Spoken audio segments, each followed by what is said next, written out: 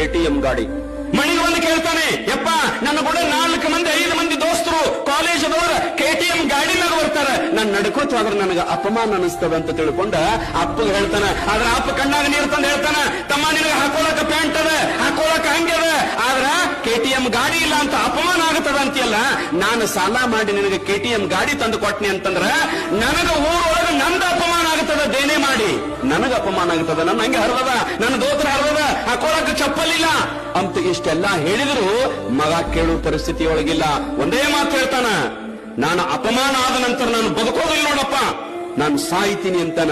ಆ ಕ್ಷಣ ಅಪ್ಪ ಏನ್ ಮಾಡ್ಬೇಕು, KTM ಗಾಡಿ ತಂದು ಕೊಡ್ತಾನೆ. ಮನೆ ವರ್ಷ ಮತ್ತು ಕೇಳ್ತಾನ, ಎಲ್ಲರೂ ಐಫೋನ್ ತಗೊಂಡಾರಪ್ಪ, 1,20,000 ರೂಪಾಯಿ. ಏನ್ ಮಾಡ್ಬೇಕಪ್ಪ ಮನೆಯೊಳಗೆ, ಏನ್ ಮಾಡ್ಬೇಕು? ಯಾವ ಮಗ ತಂದೆಯ ದುಡ್ಡಿನಲ್ಲಿ ಮಜಾ ಮಾಡ್ತಾನೆ, ಅವ ಮಗ ಅಲ್ಲ, ಅವ ನಾಲಾಯಕ ಮನುಷ್ಯ. ನೀನ್ KTM ಗಾಡಿ ತರ್ತಿ ಅಂದ್ರೆ ದುಡಿದು ತಗೊಂಡು ಬಾ.